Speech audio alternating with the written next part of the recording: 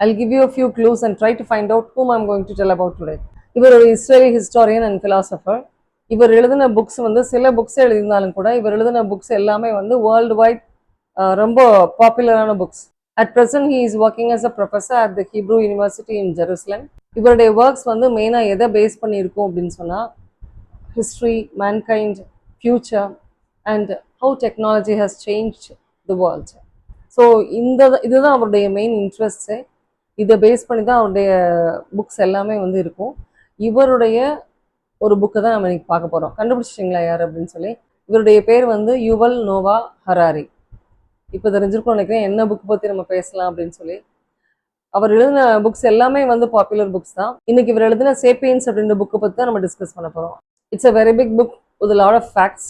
எவ்வளோ தான் நம்ம ஷார்டன் பண்ணி சொன்னாலும் கூட அதை ஃபியூ பார்ட்ஸில் தான் சொல்ல முடியும். So stay with me. இவருடைய மெயின் ஐடியாவே எப்படி அப்படின்னு சொன்னால், எப்படி சார்ல்ஸ் டார்வின் வந்து குரங்குலேருந்து தான் மனுஷன் பிறந்தா அப்படின்னு சொல்லி சொன்னாரோ, ஆதி மனுஷன் பிறந்தா அப்படின்னு சொன்னாரோ, அதே மாதிரி தான் இவரும் வந்து சிம்பான்சிஸ்லேருந்து தான் வந்து ஹியூமன் பீயிங்ஸ் இவால்வ் ஆயிருக்கிறாங்க அப்படின்னு சொல்கிறாரு.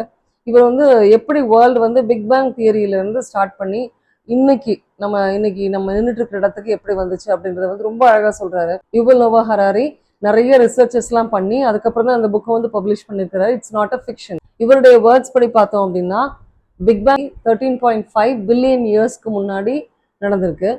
அப்போ அதுக்கப்புறம் தான் இந்த வேர்ல்டே வந்து ஆரிஜினேட் ஆயிருக்கு. பில்லியன்னா என்ன அப்படின்னா 1 போட்டு பக்கத்தில் 9 zeros போட்டுக்குங்க.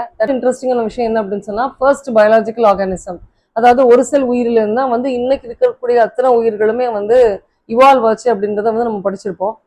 ஸோ அந்த ஃபர்ஸ்ட் ஆர்கானிசம் வந்து எப்போ ஆரிஜினேட் ஆச்சு அப்படின்னு சொன்னால் 3.8 பில்லியன் இயர்ஸ்க்கு முன்னாடி. இப்போ இந்த ஃபர்ஸ்ட் பயாலஜிக்கல் ஆர்கானிசம் சொல்கிறோம் இல்லையா, இந்த ஒரு செல் உயிரி கொஞ்சம் கொஞ்சமாக இவால்வ் ஆகி அனிமல்ஸ், பேர்ட்ஸ், ஹியூமன்ஸ் இப்படி இவங்கெல்லாம் வந்து உருவாகிறதுக்கே வந்து பல நூற்றாண்டுகள், பல ஆண்டுகள், பல நூற்றாண்டுகள் எல்லாம் ஆச்சு.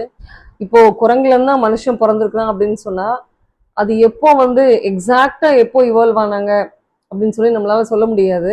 ஆனா ஒரு குறிப்பிட்ட காலகட்டத்தை நம்ம வந்து சொல்லலாம். யுவல் நோவா ஹராரியோட தியரி படி சிம்பான்சிஸ்ல இருந்து தான் ஹியூமன்ஸ் இவால்வ் ஆயிருக்கிறாங்க அப்படின்றப்ப அது வந்து சடனா அந்த இவல்யூஷன் நடந்திருக்க சான்ஸே இல்லை அப்படின்னு நம்ம எல்லாருக்கும் தெரியும். அப்போ இந்த இவல்யூஷன் எந்த டைம்ல நடந்துச்சு? ரஃப்லி about 6 million years ago. 6 million years ago அப்படின்னு சொல்றப்ப நமக்கு 1 million இயர்னா என்னன்னு தெரியணும் இல்லையா? 1 million அதனுடைய வேல்யூ என்ன அப்படின்னு சொன்னா 10 lakh.